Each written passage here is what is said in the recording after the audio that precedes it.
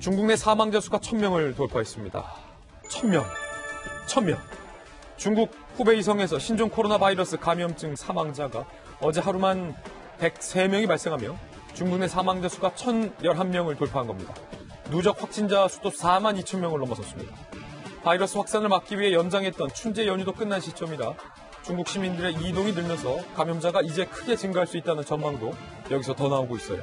연일 악화되는 상황에 시진핑 주석에 대한 비난의 화살이 쏟아지자 시 주석은 결국 신종 코로나 사태 이후 처음으로 현장의 모습도 드러냈습니다. 시진핑은 물러나라며 분노한 민심은 쉽게 가라앉지 않을 것 같습니다.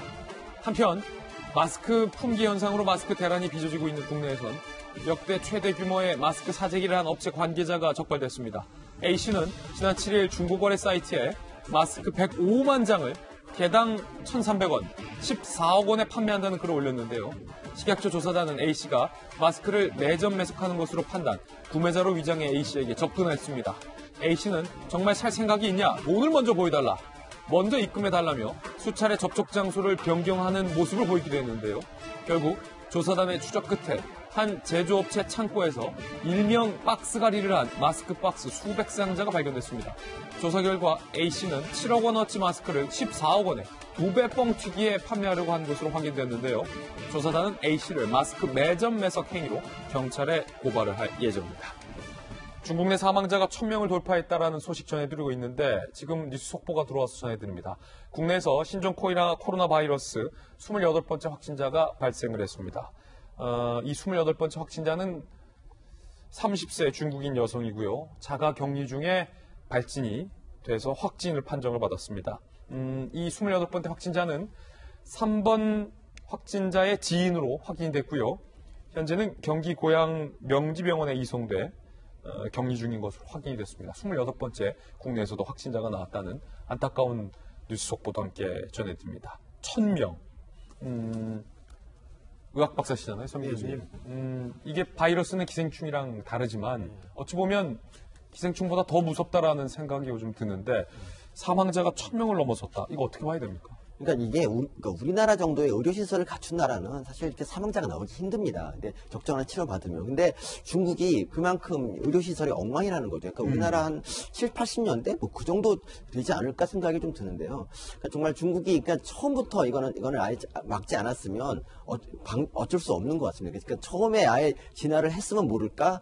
그렇지, 거기서 놓쳤으면 중국 의료 시스템 봤을 때는 이게 좀 안타깝지만 사망자가 앞으로도 더 나올 것 같습니다. 예. 정말 안타까운 전망인데 이 바이러스라는 게 말이에요. 신종이잖아요. 네. 지금 지난번 메르스 때 백신도 아직 개발 중이라고 하는데 계속 바이러스가 신종 이렇게 나오는 이유가 뭡니까 도대체? 그게 이제 우리 다 뭐 많이 알려졌지만 이제 그 야생동물 이렇게 사냥하는 사람들이 있습니다. 예. 그러니까 그분들이 이제 먹을 게 없어서 그런 거지만 뭐 박쥐 같은 그런 거를 이제 먹다 보면 거기서 옮아간 바이러스가 이제 사람에게 오지 않습니까? 그래서 이제 약간 변종을 일으켜서 사람한테 와서 이제 퍼지는 거죠. 근데 인수 감염이군요. 네, 그러니까 대단하십니다. 근데 어쨌든 그렇게 해서 변종 바이러스는 우리 사람이 그동안 한 번도 겪어보지 못한 거라서 우리 면역계가 약간 좀 당황합니다. 그래서 사람이 이제 많이 아프고 죽고 그러는 거예요. 사실 그러니까 이 신종 코로나 같은 경우 사망률이 그렇게 높지 않지만 그 에볼라 바이러스 있지 않습니까? 예. 에볼라 바이러스라는 거는 그 사망률이 거의 70%가 넘습니다. 이게 어느 정도 대단한 거냐면 그러니까 이거는 이제 고릴라 이쪽에서 전파되는 그런 변종 바이러스인데 이거는 그 한 마을을 쑥밭을 만들기 때문에 이게 전파가 안 돼요. 왜냐하면 전파가 되려면 살아있는 사람이 절로 가야 되는데 마을을 다 죽이기 때문에 이게 한 마을에 그치고 아프리카 밖으로 벗어나지 않는 겁니다. 근데 이렇게 사망자가 2.2% 정도 된다. 그러면 사람들 대부분이 살아있지 않습니까? 살아있는 사람들이 감염된 채로 이동을 할 수가 있고 그렇군요. 그러다 보니까 이제 많이 감염을 시킬 수가 있는 거죠. 역설적인 거죠. 모습이군요. 신종 코로나 바이러스 28번째 확진자가 나왔다는 뉴스 속보도 지금 전해드리고 있는데 27번 확진자가 입국 때 검역망이 뚫렸다라는 지적도 오늘 조간신문에 나오고 있습니다. 이 부분도 사실 굉장히 안타까운 아쉬운 대목입니다. 함께 보시죠. 이건데 27번째 확진자 37살 중국인 여성이고 26번째 확진자 남성과 지금 부부예요. 지난달 말 중국 광둥에서 3개월 체류 후 마카오를 경유해서 입국을 했고 결국은 시어머니 25번째 확진자까지 감염이 된 건데요. 1월 24일 27번 확진자 기침 증상을 보였는데 입국 당시에 열 없네? 패스! 통과시켰다는 거예요.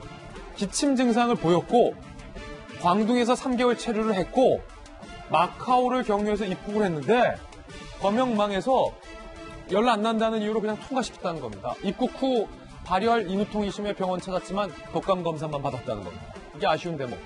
지난 5일 27번 환자 선별진료소를 방문했지만 귀가 당시 이 매뉴얼, 우리 질병본부의 매뉴얼이 14일 안에 중국 후베이성을 방문했던 사람만 검사해준다 라는 매뉴얼이 있었다는 거예요.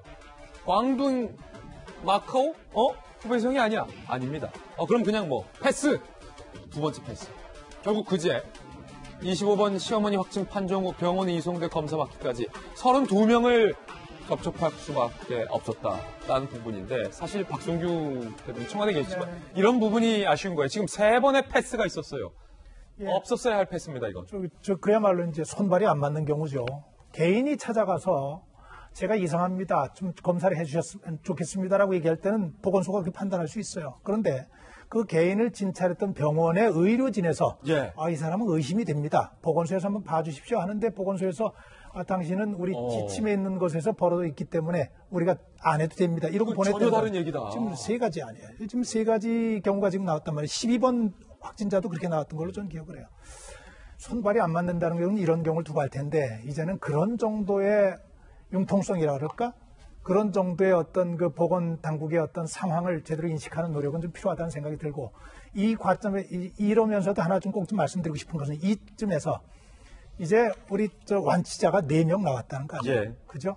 오늘 28번째 확진자 나왔지만 우리나라에서는 완치자가 나오고 있다는 얘기는 바이러스가 규명은 안 됐지만 우리의 치료법이 통하고 있다는 얘기거든요. 어느 정도 희망적인 소식도 있다. 그리고 또 좋아지고 있는 상황이기 때문에 경계는 해야 되겠지만 여기에 그냥 처음처럼 아주 극도로 걱정하던 이런 단계에서는 조금 좀 물러나도 되는 단계가 아닌가 하는 생각도 좀 합니다. 한편 김관삼 변호사님, 역대 최대 규모의 마스크 사재기 사건도 지금 적발이 됐습니다. 사실 제가 김진희 간다에서도 전해드렸고 저희 돌직구쇼에서도 직접 현장 가서 보도해드렸지만 우리 국민들이 마스크를 사야 되는데 마스크를 못 사고 있어요. 그 뒤에 중국의 보따리 상인들이 와서 대규모로 마스크 사서 중국으로 보내는 일이 있었다는 거 취재해서 보도를 해드렸는데 정부에서 저희 보도 이후에 사재기는 엄벌하겠다라고 말은 했지만 엄벌하는 사례가 안 나왔었는데 지금 첫 사례가 나온 셈이에요. 7억 원어치 마스크를 14억 원에 판매하려고 했다. 박스가리를 해서 수백 상자를 마스크를 쌓아두고 있다. 지금 같은 우리 국민인데 좀 너무하지 않습니까? 어떤 국민들은 마스크가 없는데 본인들은 그걸 쌓아놓고 있고 말입니다. 우리가 이런 걸 이제 매점 매석이라고 해요. 그러니까 엄청 사죠.